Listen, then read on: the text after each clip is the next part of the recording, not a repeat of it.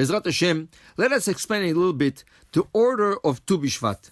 Tu BiShvat is a holiday for the trees, which means the trees do not bloom yet and they don't give fruits yet, but there is like a sap, kind of a glue coming out of the trees, and that's preparing the trees in 2 months. When the month of Nisan is going to come, in the hot countries, the trees are going to start blooming and start giving their fruits.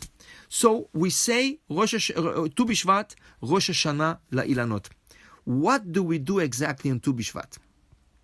So the thing is according to Ashkenaz customs, is to take 15 different fruits and make a blessing over them. Bore Pri Ha'etz and Bore Peri Ha'adama. Comes the Arizal and he says, according to Kabbalah, you should try to get 30 different fruits, say those berachot. Okay, you think it's hard? It's not hard. If you just buy apples, pears, mandarins, nectarines, all the type of nuts, right? Bananas, papayas, pineapples. There's so many out there. Hashem gave us a blessing. Hashem put abundance in this world, and Hashem wants us to bless Him for the abundance that He put in this world. But the thing is the following.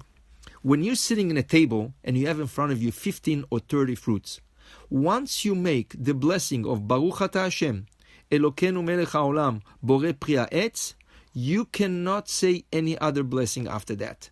That's it. It's finished. Once you say Baruch Ata Hashem, Elokeinu melech haolam, Bore Pri Ha'adama, you cannot say any other blessing after that. So what's going to happen is, you're going to take, let's say, a date, and you're going to say Bore Pri Ha'etz, but on the table there's apples, there's nectarines, there's oranges, there's all kinds of other fruits, which is ha'etz. They are going to become jealous and say, why didn't I have the merit to be recite the bracha on me and include the others? Why do I have to be included and not the one to be recite the bracha on? And if you think fruits do not have feelings, let me give you an example that you go through every Friday night and Shabbat morning also.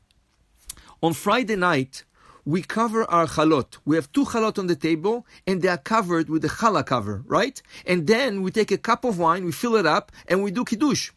Why do we cover the chalot? Why didn't the chalot be uncovered? So the Gemara is teaching us the reason is because the challah is embarrassed. The 2 chalot are embarrassed. In the order of the berachot, it starts with Hamotzi lechem min haaretz, and then you go to Bore Pri HaGefen. Friday night, we advance the Bore Pri HaGefen because we have to do Kiddush before Hamotzi. When the Chala sees you saying a blessing over the wine before her, she feels bad. She feels embarrassed. So what do? We take a Chala cover, we cover the Chala so she cannot see that we are saying a blessing over the wine before her, Hamotzi lechem min haaretz. So that's why, when it comes to Birkat Hamazon, just the opposite. Leave the challah uncovered, because then the challah would see that you're saying Birkat Hamazon on her. There's no after blessing on wine. The after blessing of wine, which is ala gefen v'al peri gefen, is included in Birkat Hamazon that you say over the challah. So therefore, the challah is happy. So leave it uncovered so she can see you give her this honor to say Birkat Hamazon on her. So what do you see? Chalot have feelings. Fruits also have feelings. So what do we do on Tu BiShvat? The best way to do Seder Tu BiShvat is to get all your family members together, your children, your grandchildren, your neighbors, your friends, and try to get as many people. And if you can get 30 people gathering together, that will be the best thing. You know why? Because each one is going to take one fruit and say, Baruch Ata Hashem, Elokeinu melech haolam, Bore Pri Ha'etz. So you're going to say 30 different fruits, and each fruit is going to feel special because he said the bracha over him. The same thing is all the fruits going from the ground, like the pineapple, right? The papaya, all the rest of the fruits that we said already in one of the previous shiurim, they're going to feel good about themselves because you said the blessing over them.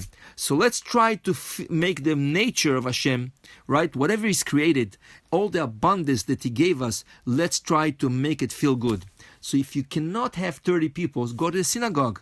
Usually you'll find so many people. And if you can't, get as many people as you could, but it's important you should sit with it around the table with many fruits as you could and thank Hashem for this beautiful creation, for Mother Nature. Shabbat Shalom u'mevorach.